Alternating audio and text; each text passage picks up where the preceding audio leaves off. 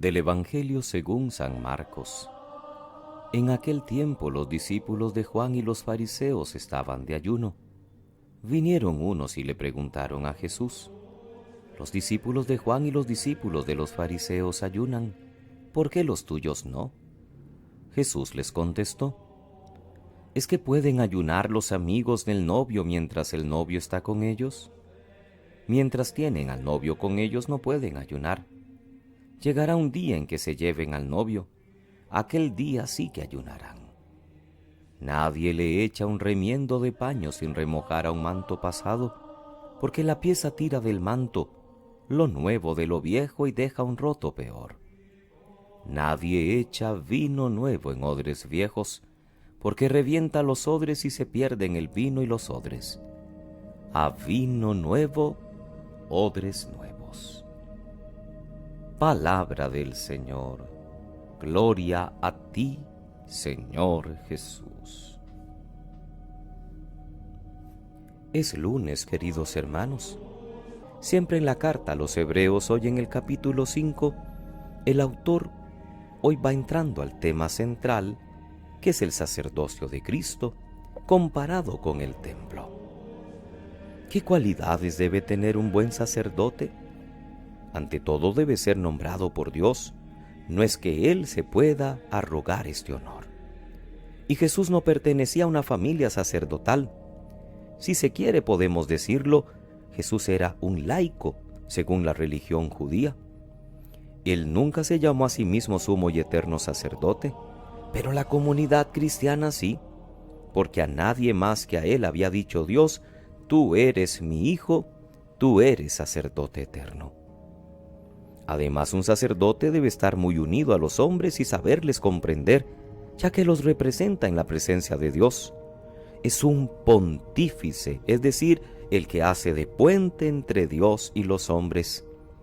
Y todos sabemos que esto únicamente corresponde a Jesús, el único mediador entre Dios y los hombres.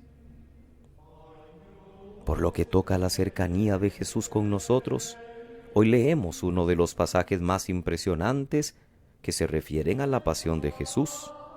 A gritos y con lágrimas presentó oraciones y súplicas al que podía salvarlo de la muerte. Los evangelistas nos hablaban de la tristeza, del miedo y del pavor y del tedio en la crisis de Jesús ante su muerte. El autor de la carta a los Hebreos dice que hubo gritos y lágrimas. Y la carta añade un comentario sorprendente: a pesar de ser hijo, aprendió sufriendo a obedecer. Es decir, que tenemos un sumo y eterno sacerdote que verdaderamente experimentó el dolor como nosotros y lo llevó hasta la muerte. No es que necesitase ofrecer sacrificios por sus propios pecados, como le pasaba a los demás sacerdotes en Jerusalén, pero quiso asumir la muerte, y así se convirtió en Salvador de todos y fue glorificado y proclamado sumo sacerdote. Alegrémonos de tener un sacerdote así, que se ha entregado libremente por nosotros y ahora es mediador, por el que tenemos puerta abierta a Dios. Un sacerdote que sabe lo que es el sufrimiento porque lo ha experimentado en carne propia, hasta la muerte trágica de la cruz. Un sacerdote que se ha solidarizado con nuestra condición humana hasta lo más profundo. Eso sin duda nos da confianza en nuestro camino. El texto del Evangelio de San Marcos nos regala hoy un tercer motivo de enfrentamiento de Jesús con los fariseos. Primero, el perdón de los pecados y la elección de un publicano entre los 12.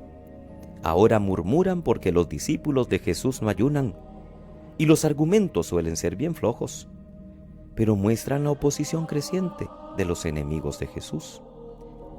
Todo buen judío ayunaba al menos un par de veces por semana, posiblemente lunes y jueves, dando a estas prácticas un tono de espera mesiánica. También el ayuno del Bautista y sus discípulos apuntaba a una preparación de que ya el Mesías estaba cerca. Pero ahora que el Mesías ha llegado, Jesús dice que no tiene sentido dar tanta importancia al ayuno. Y con comparaciones sencillas y profundas se retrata a sí mismo. Él es el novio y por tanto, mientras esté el novio, los discípulos están de fiesta. Ya vendrá el tiempo de la ausencia, y entonces ayunarán. Él es la novedad.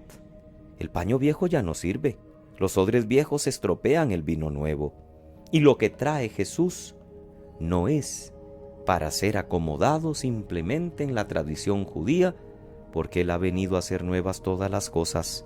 Por eso habla de una nueva alianza, alianza eterna, no simplemente de un sacrificio o de una opción que había que actualizar constantemente porque era imperfecta.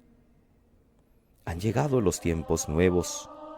El vino nuevo es el Evangelio de Jesús, los odres viejos, las instituciones judías y sobre todo la mentalidad de algunos.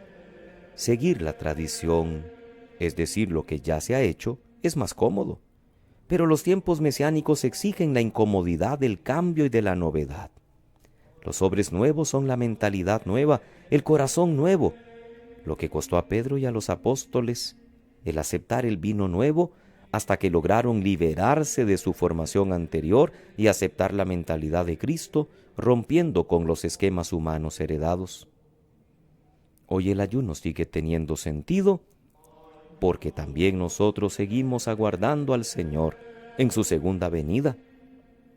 Pero este ayuno no debe ser un absoluto en nuestra fe. Lo primero es la fiesta, la alegría, la gracia, la comunión. Lo prioritario es la Pascua, aunque también tenga sentido el miércoles de ceniza y el Viernes Santo como preparación a la inauguración del misterio. También el amor supone muchas veces renuncia y ayuno. Pero este ayuno no debe disminuir el tono festivo y de celebración nupcial de los cristianos con Cristo, el novio. Que pasen muy feliz lunes, queridos hermanos. Que Dios les bendiga.